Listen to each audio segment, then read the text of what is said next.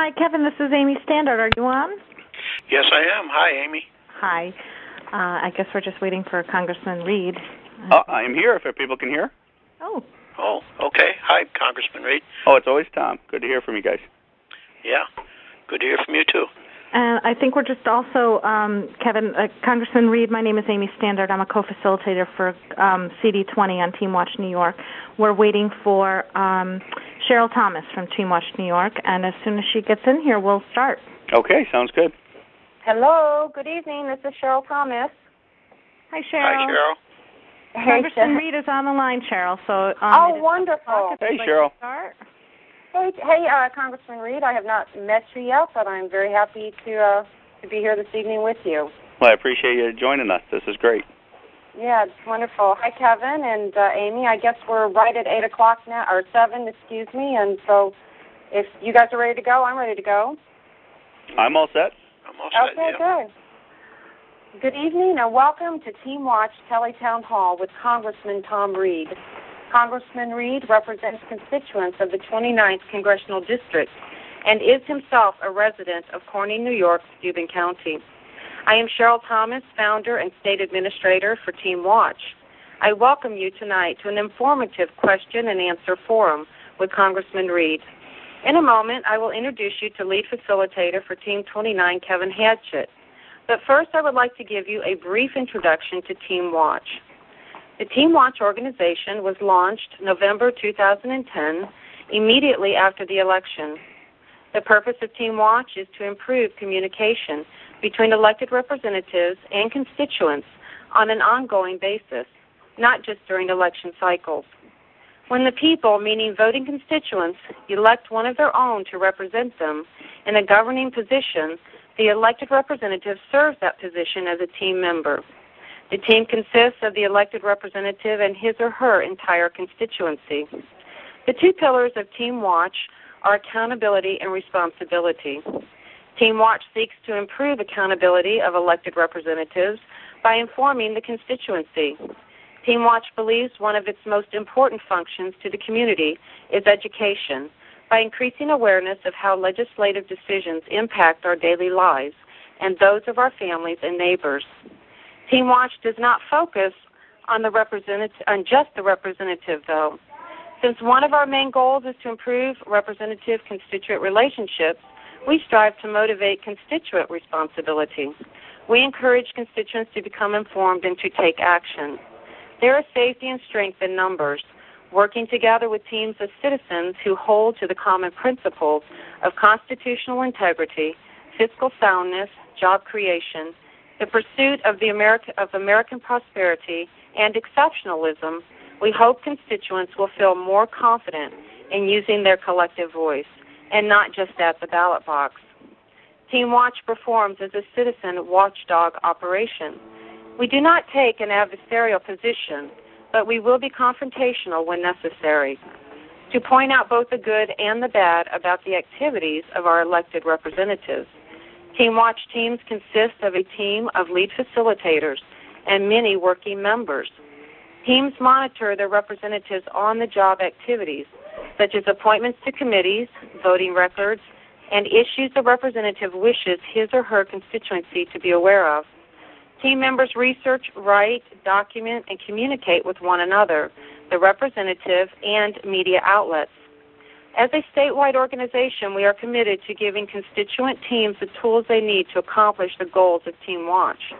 Networking and the use of the Internet to get out our message is of utmost importance to us. There are several ways we accomplish this. One is our constituents' websites. Please visit us on the web at teamwatch.us. From there, you can visit other teams and see the ongoing communication that is taking place around the state between representatives and their constituents. Please be aware that each team site is an independent website, and therefore you must register at each site in order to leave a comment. You will only be required to do this once. You may also find us on Facebook and Twitter. Be sure you sign up for our email list to receive event alerts, just like this one this evening, and our newsletter. If you would like to join Team Watch and begin to communicate with your district's team, please log in to our constituents forum at meetup.com. Search for us at teamwatch.meetup.com. Or you can access Meetup at any of the Team Watch websites. Simply click the Meetup button.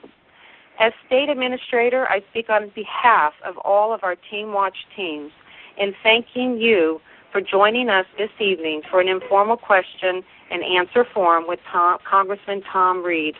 I also want to thank Congressman Reed for his willingness to partner with Team Watch and for his participation in tonight's event. I now turn the town hall over to lead facilitator Kevin Hanchett. Kevin came on early working with Team Watch, Team 29, to build a very active and productive team. They have done a fantastic job in preparing for this event. I hope after this evening, if you have not done so already, you will, as a responsible constituent, join the Team Watch team and be a part of a solution for better government. And I look forward to working with you. And I also wanted to just thank Amy Standard from facilitating team of Team Watch 20, Congressman Chris Gibson, for also co-moderating this evening with Kevin Hanchett. And so I turn it over to you, Kevin. Thank you very much. Thank you, Congressman Reed and Amy Stewart, and hope for a great forum. Thank you. Okay, thank you, Cheryl. I welcome all of Team Watch and others to this phone conference with Congressman Tom Reed. I thank Amy Stannard for joining me as co-moderator. And our focus tonight is the recent passage of the Budget Control Act of 2011 and the S&P's downgrade of a credit rating. I have a series of questions that have come in over the last couple of days for the Congressman. Let's begin. The first question is from a constituent from Olean, New York. And my question, basically it's me that's asking the question. Debt ceiling disapproval process, is that binding on the President and Congress? And if the Congress lets the disapproval resolution lapse, what happens then? And will the President's request for more borrowing be automatic? Well, what they set up, Kevin, well, first of all, I want to thank everyone for participating and allowing me to participate in the program. I know, Kevin, you and I talk regularly through emails and text messages, and I appreciate all the engagement that you do and the work that you do in setting this type of communication up. And as you can tell, I mean, we are in a historic battle right now, and I want to make sure that we never lose sight of the big picture of where we're trying to go and what we're trying to do for America. And it's clear to me that we're not going to get through this just in one type of decision, one election cycle. It's going to take multiple election cycles and many battles in order to achieve victory in this war. But in particular, on the Budget Control Act disapproval process, what it sets up is it has a situation where when the cuts go in, the President cannot get any debt limit increase higher than any cuts that have been enacted into law, be it either through the super committee that many people have heard about and their recommendations, and those recommendations being approved by the House and Senate. So the super committee want to make sure it's clear that they don't have unilateral authority to implement any cuts. They have to make recommendations that come back to the House and Senate, and they can be higher than $1.5 million, but at least a minimum of $1.5 trillion, I should say, not million.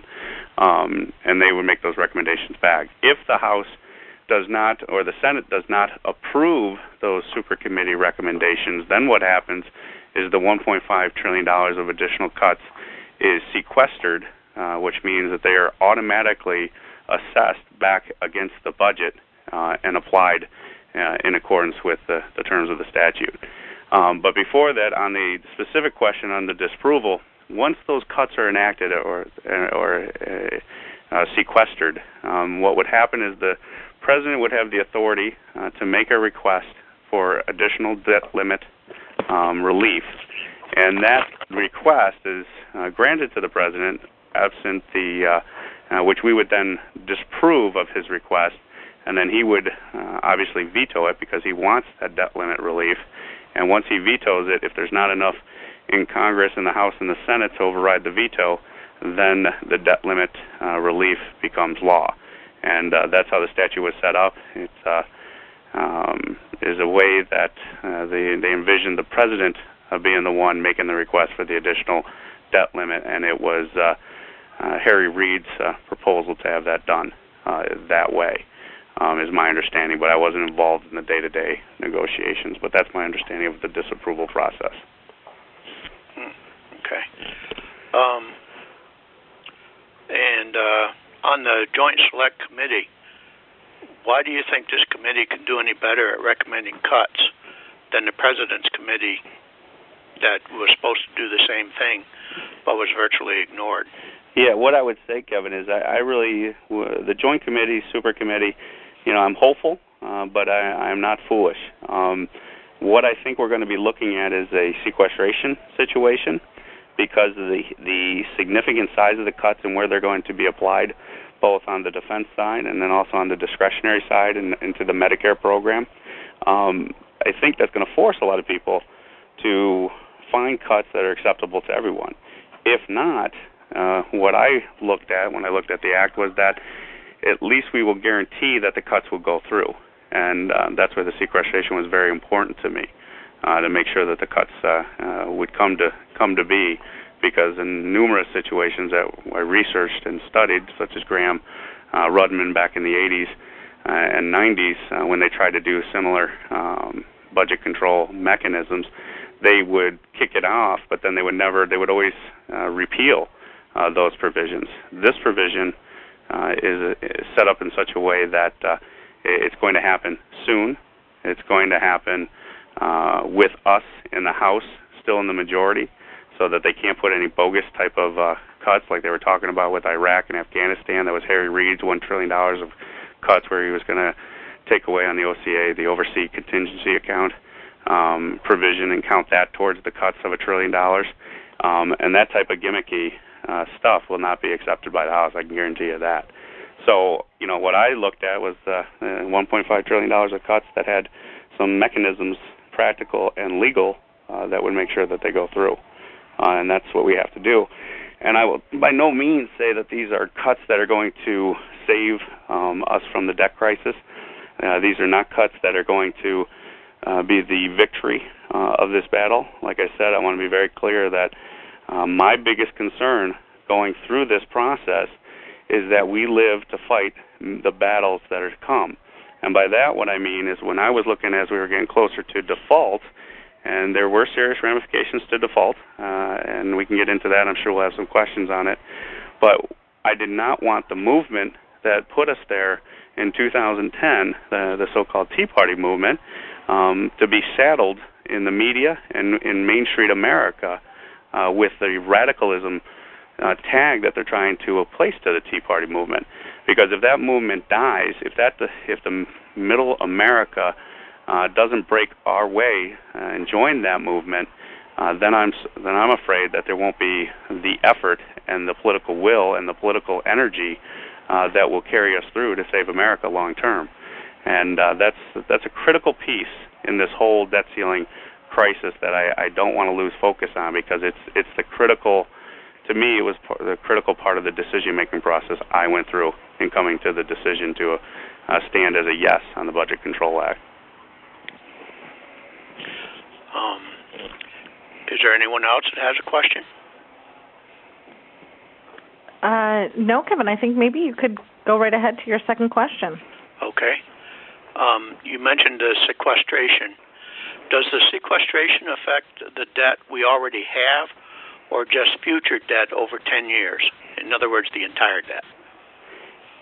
My understanding, Kevin, it's a 10-year calculation, the $1.5 trillion that we'd be talking about, and it would be applied each year over the 10 years. Now, I don't believe it's equalized into 10 equal cuts, but cuts do materialize in 2013, 2014, and going on up through.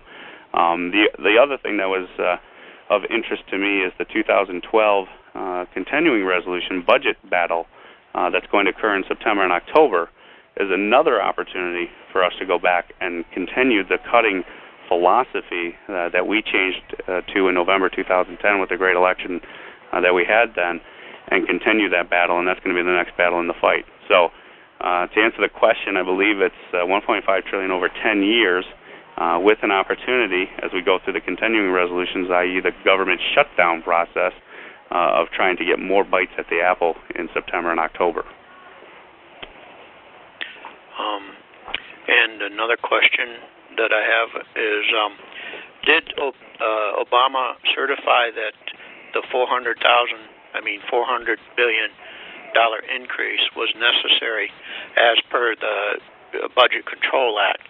Because I understand that that was added onto the debt limit, and it's now at 14.694 trillion. Correct. And did Obama have to certify that?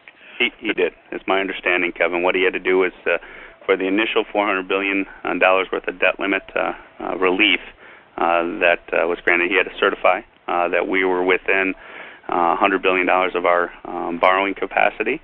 And by submitting that certification and the cuts that have been agreed to, the $900 billion of cuts that have been agreed to up front, he gets the debt ceiling relief up to $900 billion when the additional $500 billion kicks in here. And I forget the calculation, but it's when we get to $100 billion within the debt ceiling limit after the $400 billion is tapped out.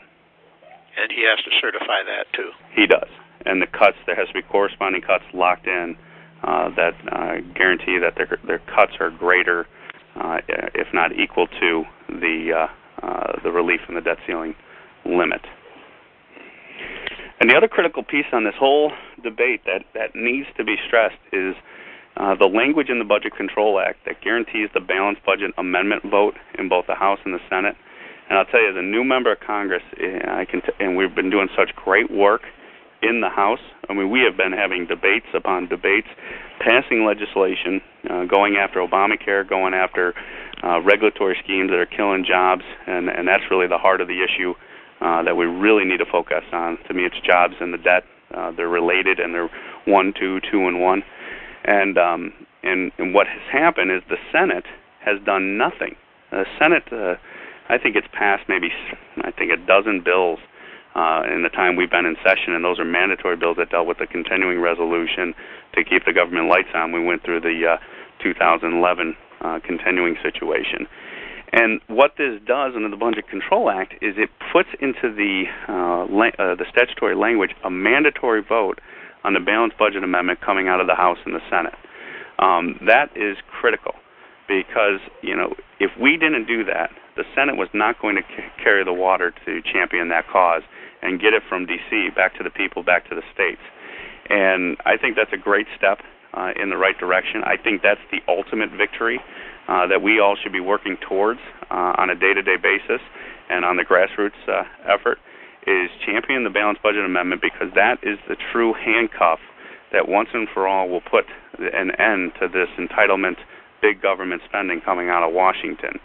But as we go through that battle, we have to always stress that we are not portrayed, and you know the media is going to come after us, and Middle America is just waking up to this. And what we need to make sure is that Middle America comes to our side and joins us in this fight and sees that we are governing responsibly. We are the ones that are engaging in an honest discussion about the problems that we face in Washington, and that we're going to be accountable for our decisions in Washington.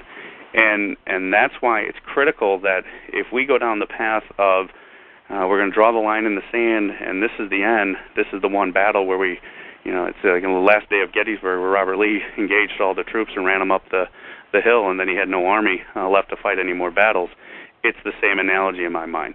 We have to make sure that we're winning these battles, taking our piece of turf, and walking away to come back and further the cause on the next battle.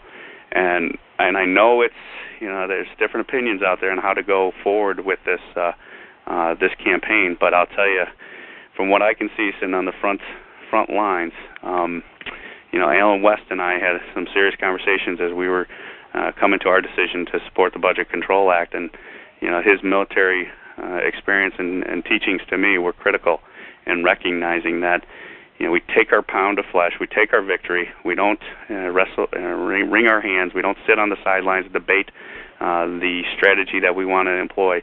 We get a strategy, you execute that strategy, and you stay dedicated and disciplined in that approach. And I think that is the big picture that I just want to stress throughout this entire call.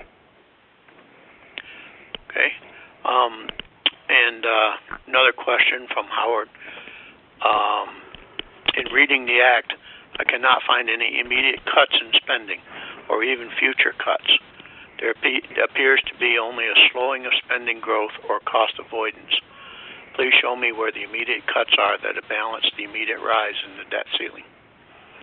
Yeah, what we can do, as you read the bill and you see those 302A and 302B numbers that set the billions of dollars for each year, and they have multiple accounts that they're attracted to, we can lay that out. We have some materials back in the office that we go to read.house.gov, email us. We can get you some information on that.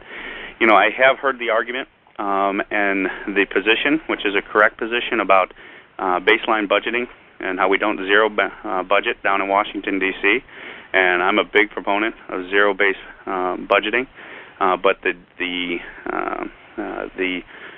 system that they use now is not zero-based budgeting, and what you have to do is you have to look at the scorecard that CBO, Congressional Budget Office, which is problematic to say the least in the short term that I've been down in Washington, to get the numbers out there to make sense to me, to make sense to people that have looked at I&Es, that have run businesses, that have balanced their checkbooks to say, okay, this revenue's coming in, this revenue, and we're going to have to cut expenses to meet those revenues. That's how I operate. But having delved into the whole Washington, D.C. accounting mechanisms, that's part of the big problem, in that trying to have a conversation in the same language so that everyone understands that we're talking about true cuts, that we're talking about the reduction of government spending. And I can tell you from firsthand conversations that how Washington, D.C. speaks, these statutory enactments do cut spending. They don't cut spending the levels that I would like, that many people on this call I'm sure would like, but they do cut spending. And that is it has to be recognized that we have turned the tide. When I sat in the State of the Union on the floor of the House and I listened to the President's solution to the debt problem being, we're going to freeze spending for the next 5 years, and that somehow is going to get us out of this debt problem because all these jobs and economic growth plan that he had put together was going to come to roost and everything was going to be rosy again. I was flabbergasted. And now what I can see in the conversation and sitting in the room and debating these issues with folks from both sides of the aisles, it is a cultural shift that has occurred in D.C. with the cuts. Now, I know they're not as fast as many people would like. They're not as fast as I would like them to be. But the bottom line is that it is going the right direction. They are cuts when you're talking in Washington, D.C. speak and translating it to our language. They are a cut in the spending for Washington, and that needs to be recognized. And we'll just keep moving forward on it. Okay, next is with a latest debt limit agreement, the cuts of which are really only a drop in the bucket. What can we expect when the budget is discussed? Will we actually have a budget, and seeing as though we haven't had one for the last couple of years? Yeah, and then that's why we have openly debated. I think we had at least 8 budgets on the floor of the House this year, and we have pushed the conversation. Both people that have been in D.C. that are in leadership, like Boehner and those guys, Cantor, they have opened up the process. And the freshman class that I'm part of, we are engaging in that process all the time. So we passed the Ryan budget, was the ultimate budget that was passed out of the House. And the problem is that the Senate won't even bring it up for an open and honest debate on the floor of the Senate. And the White House, when its budget went through, the Senate picked it up and showed the White House that it was defeated 97-0. So the president's proposed budget was resoundingly defeated by his own party by 97-0 in the Senate, as well as obviously the House with passing the Ryan budget spoke volumes as to what we thought of the president's proposal. So the bottom line is that there is a major roadblock in the Senate, and I'm very frustrated. That's why we went during the continuing resolution with Rick Crawford. We went to the floor of the Senate every day to highlight the fact that they did not pass a budget. That is also why we went down. I led 22 members of the freshman class that we physically went down to the White House together after writing, where 66 of us sent a letter to the White House following up on Diane Black, a fellow freshman colleague from Tennessee where we had 77 signatures to the White House saying, we want your plan in black and white so that we can take it to the American people and debate the pros and cons of where you want to go, Mr. President. And he didn't respond to Diane Black's letter that was sent on June 6th. He didn't respond to my letter that was sent in July. And that's when we went down to the White House at the end of July and stood with 22 members of Congress telling the White House, this is ridiculous. You need to put something in black and white, and you can't score a speech. You can't debate a speech. You need, because we're dealing with trillions of dollars, you need a roadmap. You need a plan. And so what we have to do is, I can assure you that we will get a budget out of the House. I am confident in that. We'll get another budget passed next year. We got Paul Ryan's budget that's probably going to serve as the foundational document for that upcoming budget. And we'll go through the whole process again, and we'll keep on the Senate and the White House to say, you need to answer the call. You need to step up, and you need to engage in this debate in open and an honest way with the American people. All right. And next question is...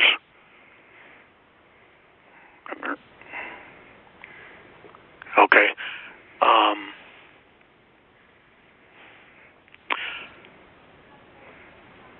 Let's see.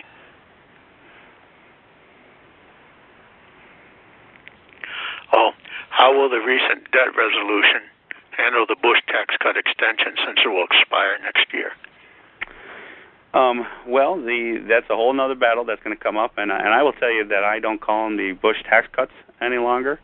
To me, the Bush tax cuts were repealed when Obama implemented his tax cuts. When he controlled, and this is what kills me about this president, is that he wants to blame it on Bush and blame it on his predecessors and not to take accountability for his own actions. He controlled, when I sat there in the lame duck session, because I came in on a special election in November, and he controlled the House, the Senate, and the White House. And he implemented the continuing tax rates that Bush had initiated under his so-called tax cuts. But he also cut taxes for the Social Security, which I did not agree with. I thought that was threatening a program that is already on the endangered species list. So I didn't understand the logic behind that from the president. And then he raised taxes by putting in the estate taxes back on the books that were repealed under Bush's plan. So he owns these tax rates. This is Obama's tax rates.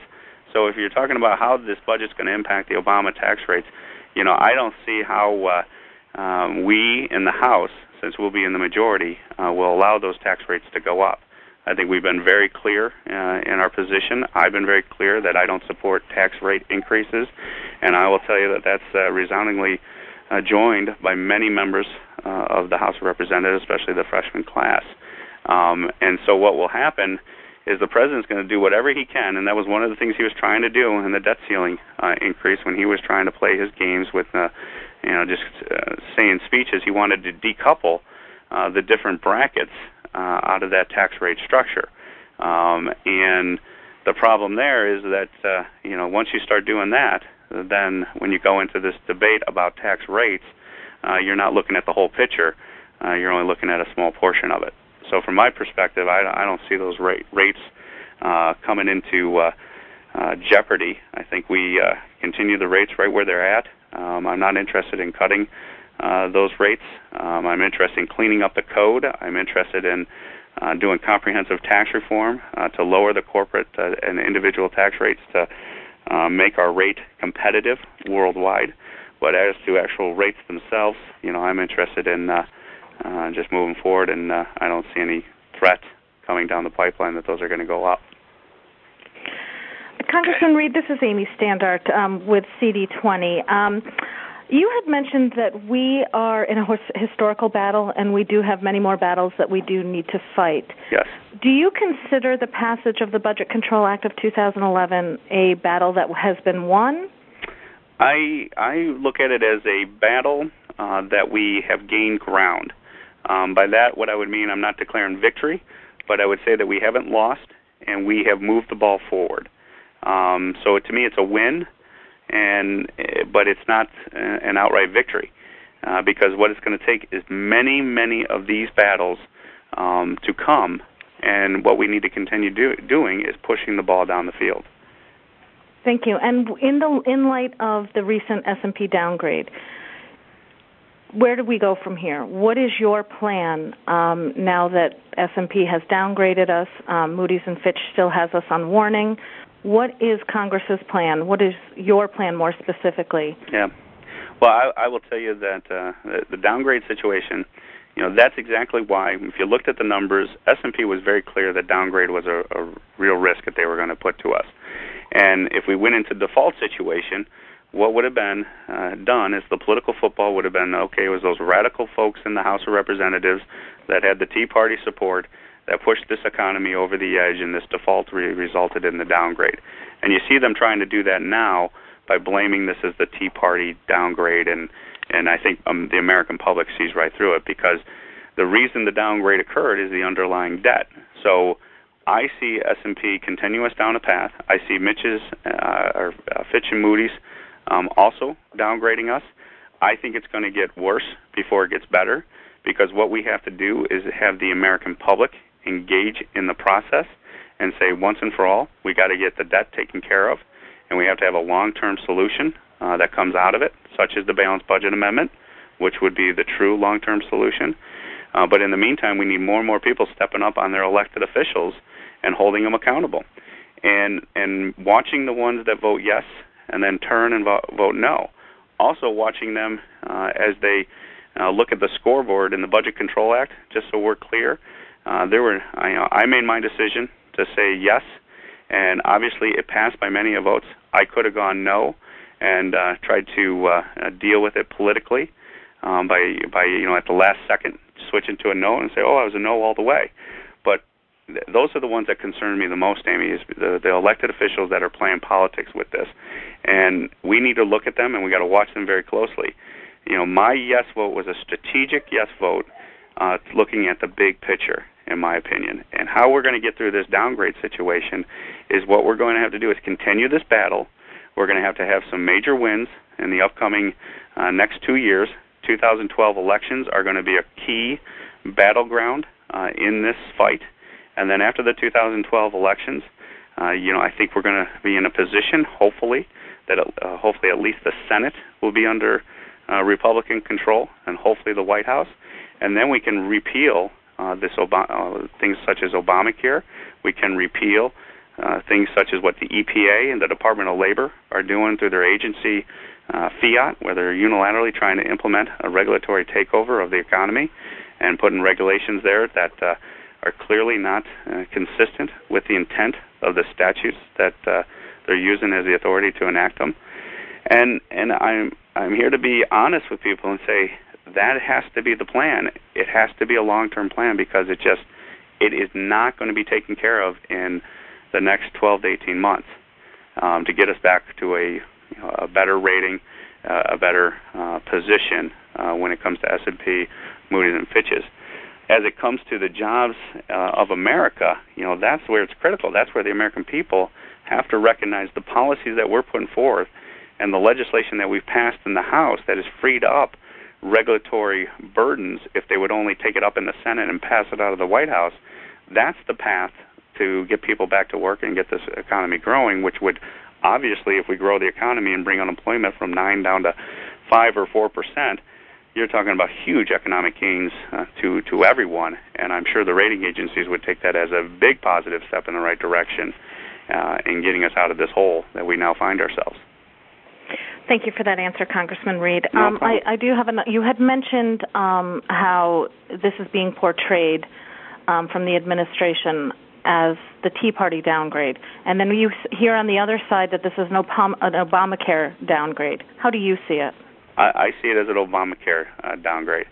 I see it as a continuation of an expansion of government beyond what is sustainable. And I also see it finally coming to roost the entitlement philosophies that started way back as far as FDR.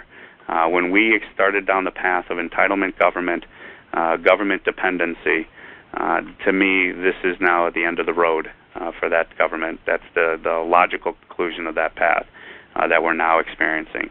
And if we don't wake up as a country And this downgrade situation should be the alarm bells that are going off and waking everyone up and coming to our side.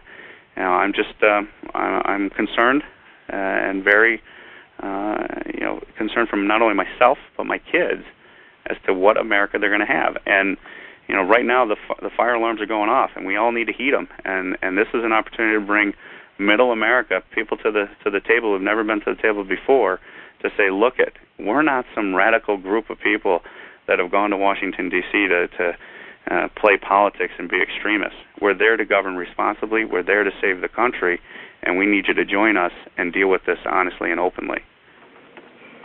Thank you very much for that. Thanks. I also wanted to ask you your opinion on the cut, cap, and balance. Now, I know some of your colleagues have asked for it to be reconsidered. They're calling on the President. They're calling on Senator Reid to reconsider cut, cap, and balance, as many of people in the House that have voted for it really believe that is going to be the answer. Do you, Congressman Reid, believe in cut, cap, and balance, and do you think that there is any chance that this will be reconsidered by the President and by the Senate? I do. Not only do I support it, voted for it, I co-sponsored it. I think that's a strong plan. My local papers and stuff have beat me up, saying that I'm one of those extremist radical guys because I support cut, cap, and balance. But the bottom line is that's dealing with the problem openly and honestly. And cut, cap, and balance needs to be put back on the agenda of the Senate. They didn't even have an open and honest debate on it. They just used a procedural tabling motion to keep it from being on the floor of the Senate. I'm optimistic that at least that will occur. Am I optimistic that it will pass? Highly unlikely, given the political reality of the Senate. I just have dealt with them enough in the short time I've been in D.C., and I can tell you that Harry Reid and the President are locked arm in arm in preventing any type of that legislation coming and to seeing the light of day. But I am hopeful that the political pressure will mount on them to at least bring it to the floor of the Senate for a debate, because I think that's resonating with people, and they're starting to feel the pressure from that effort that we put together. Thank you. Could you also go into detail, Congressman Reid, a little bit about the triggers that are regarding the super committee, specifically in regards to the defense triggers? Yeah. Well, what's going to happen if the 1.5, and I think this is where you're going, Amy, the $1.5 trillion of additional cuts, if the super committee does not make a recommendation that's passed by the House and passed by the Senate, then the $1.5 trillion cuts will be then assessed by law across the accounts, subject to the triggers, subject to there's going to be a 50% or $750 billion assessed to the security accounts. That includes defense spending, and 50% to all other accounts, with a cap on Medicare of 2% of that $750 billion. So essentially you're taking $1.5 trillion, splitting it between security accounts and non-security accounts, and then with a special cap on Medicare cuts of up to 2%. And that's, I think that's what the question's getting to. Okay, thank you. I just wanted to clarify, thank you for that, for some of the listeners about the triggers, because a lot of people have expressed concern over the super committee. Do you see the super committee, there have been many rumblings throughout the grassroots community about the super committee possibly being unconstitutional. Do you see this, the appointments to the super committee itself, as having some constitutional validity? I have looked at that issue, and I will tell you that I do believe that it doesn't violate the Constitution, because what I see it as is it's a ad hoc committee of the House and of the Senate. It's a joint committee made up of House and Senate representatives, which is not unusual, and there's a lot of work in Congress that is done by committee. And the reason why constitutionally it's not as objectionable to me is because anything they do has to come back to the House and the Senate for an up and down vote. I would have a major problem with it if it went to the committee and the committee had unilateral authority to implement its recommendations. It does not. It still has to come back to the House and Senate. The good thing is that it requires a vote, which is good, and that's where I think you get the constitutional protections. Okay, thank you. I do have one more question, and then I think I'll turn it over to Kevin. You said that you think it's going to get worse before it gets better. I do. What can we, as the average American citizens, what can we do in the meantime? What we can do is reach out to all your colleagues, all your friends and family, all your fellow churchgoers, all your fellow Moose and Elk Lodge members, and get them engaged in the process like we did coming into November 2010. And I know many people that I've met during the campaign into November 2010 were like, I just never was engaged before until now.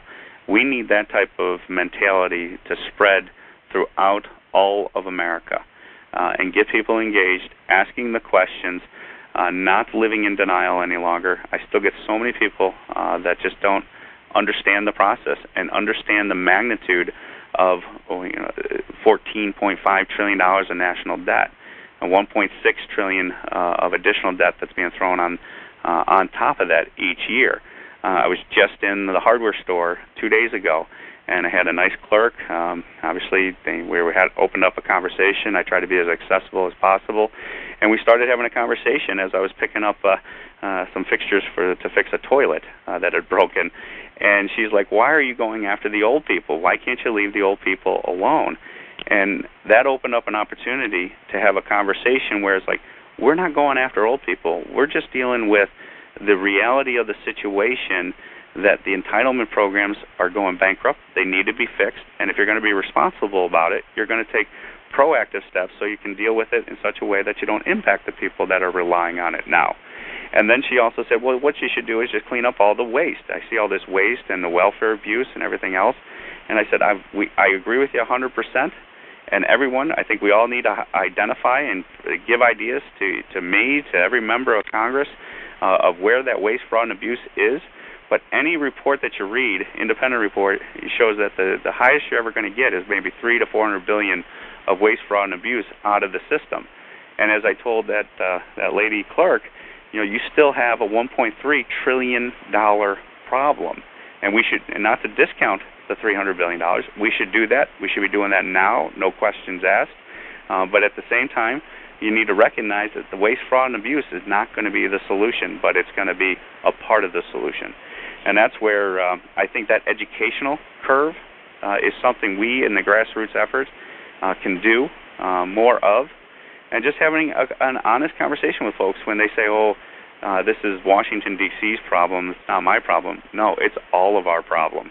And this debt is a national security issue, and the debt is also a direct threat to the economy.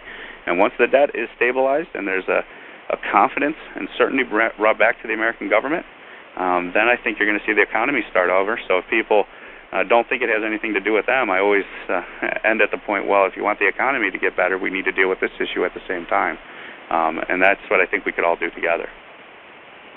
Thank you, Congressman Reed. Thanks. Kevin, did you have some last questions that you'd like to ask Congressman Reed?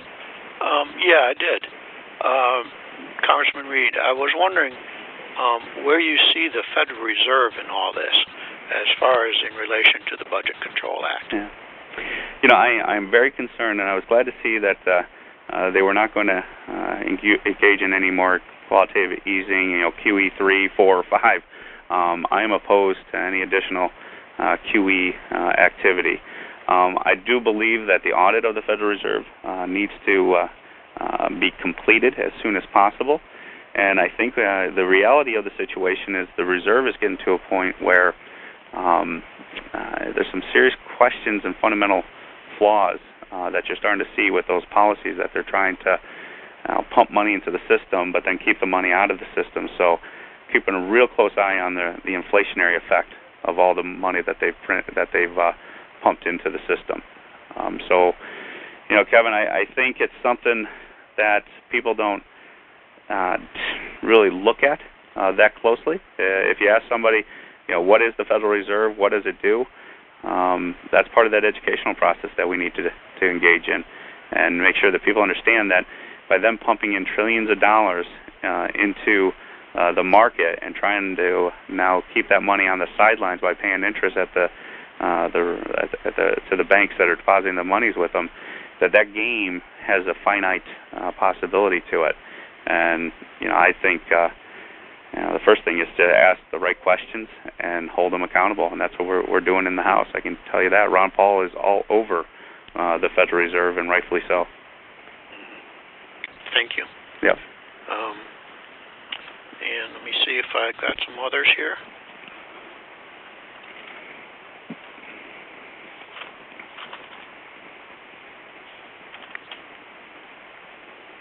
Looks like,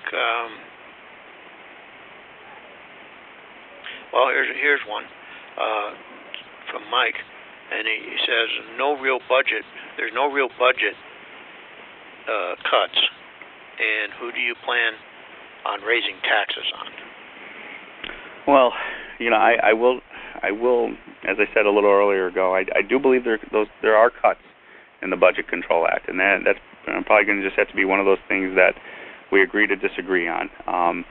But I do believe that the culture, the philosophical shift is there. That can't be denied, and that we're going down the right path. I do not believe, when we talk about raising tax rates, I don't support that. But when you have a tax code that's 70 pages long, and I sit on the Ways and Means Committee, we have started the process of going through that code and saying, okay, where are the loopholes? Where are the exemptions? Why does GE pay zero taxes, but yet many small businesses in America are paying $100,000, $200,000 of small business income taxes? That's the question that I'm looking at, is to say, okay, yeah, does that mean GE is going to have to pay more money next year? Yeah, but they should, and because we should not be subsidizing, small business America should not be subsidizing GE. We should have a fair, flatter code where that's much more competitive in the world market.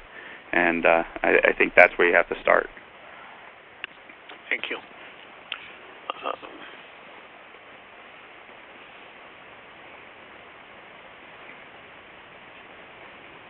Kevin, if you'd like, I would like to jump in with another question from Congressman Reed, if you don't mind. Okay. Mm-hmm. Okay. Congressman Reed, do you think that there will be tax increases with all this debate going on? A lot of people are concerned about that. Yeah, I don't lose on that. Yeah, I don't believe there will be tax rate increases. If anything, I do see the corporate and tax rates being lessened by corporate or by comprehensive tax reform, because as you close those loopholes and you close those exemptions, you can lower the rates to make them more competitive and do it in a revenue-neutral way. That is much more likely, in my opinion, than any tax increases. If tax increases were truly going to be on the table, I don't think you would see even President Obama, advocating for the continuation of his payroll tax cuts. And his signing of the Obama tax cuts in December 2010, when he had the opportunity to raise taxes on everyone when he controlled the House, the Senate, and the White House. So, given his past actions, given his effort, I think the political rhetoric of we need to have a balanced approach, I don't think even he follows that proposal all the way to where he would be signing those types of tax rate increases that you're talking about. But I do believe that cleaning up the tax code and weeding out those tax exemptions and loopholes are going to be something that's on the table, and there's a likelihood of those the tax code being cleaned up that way. I ask because Senator Reed, in the past few days, has really seemed convinced that there was going to be no negotiation regarding revenues and tax revenues. Do you think he's referring to, taxes that would impact the American family, or do you think he is referring to these loopholes being closed and what you just explained?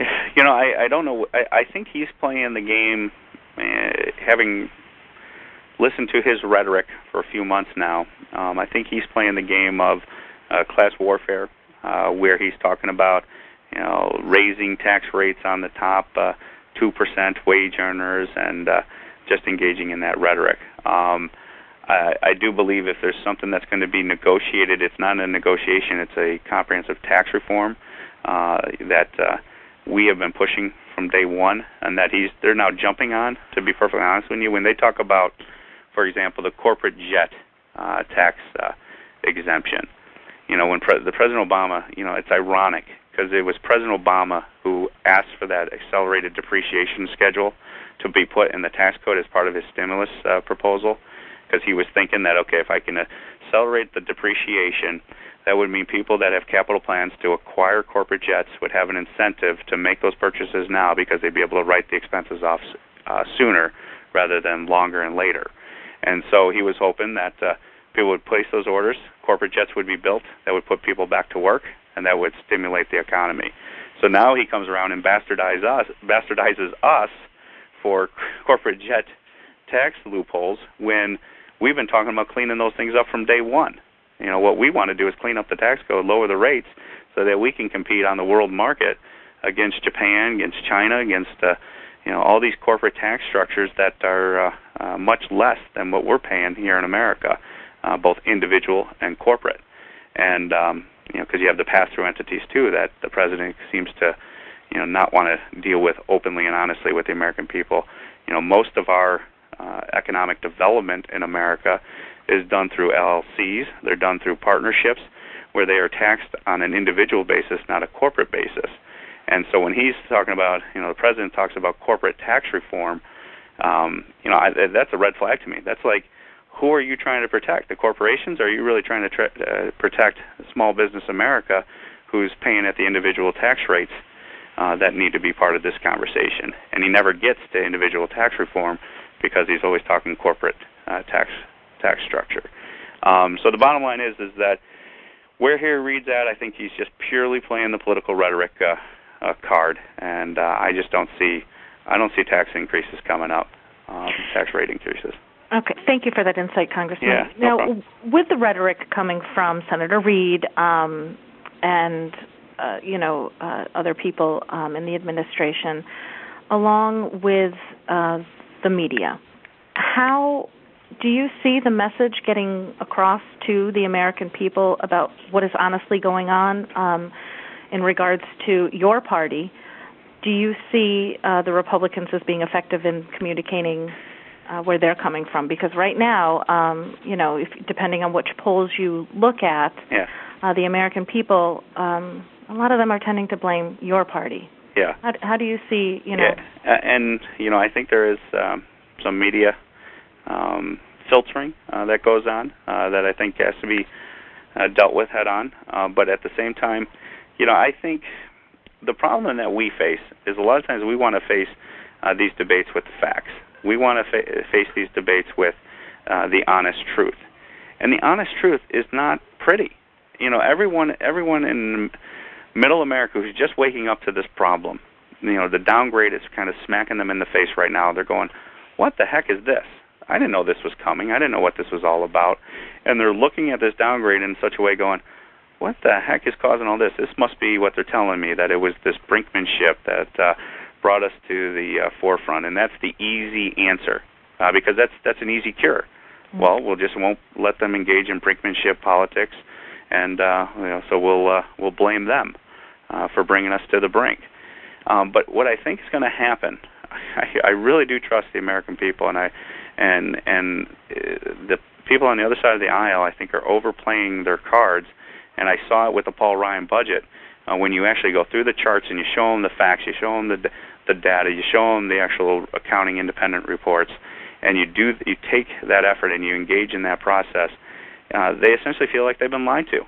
And I think what's going to happen, I'm hopeful will happen, is that the American public will wake up to the real problem, and the downgrading situation is that alarm that's waking them up, saying, okay, all right, is this really some political brinkmanship, political rhetoric problem, and we'll look for the easy answer? Or is this something serious that requires much more thought, much more of a long-term philosophical battle? And that's what I believe will happen. That's the battle that I'm engaged in, is that long-term philosophical battle of big government versus individual accountability type of government that I think we need to get to and continue down the path to. And that's where I think that's where we're at. And I think the polls are reflecting, okay, they're looking for the easy answer, and once they realize that the easy answer isn't the truthful answer, I think the American public will break with us at the end of the day, because they'll see that we've been the ones that have been honest and dealing with it openly and in a responsible way and trying to be proactive by engaging in the open debate on the floor of the House rather than what they're going to see out of the Senate and the White House when they look, which is absolutely nothing in official records. Congressman Reed, thank you very much. I appreciate you spending the past hour with Team Watch New York. Your partnership with Team Watch really is important for your constituents to be able to hear you in this way and give such insight. I would like to turn it back over to Kevin so that he can perhaps either ask one last question or give a conclusion statement. And again, Congressman Reed, I thank you. Kevin? Well, thank you so much, Amy, for everything you do. This is a critical piece in our success. Thank you. Well, I'd like to thank you too, Congressman Reed. It's always Tom, Kevin. You know that. And I appreciate your thoughts, and thank you for joining us on the call. And I appreciate it. And I look forward to talking to each and every one of you. Know we're always available, readhouse.gov, email, call. We do appreciate the input. Any ideas you have, we definitely review them and take them to heart. All right. Thank you very much. All right. Thanks, guys. Thank you. All right. Take care. Bye. Good night.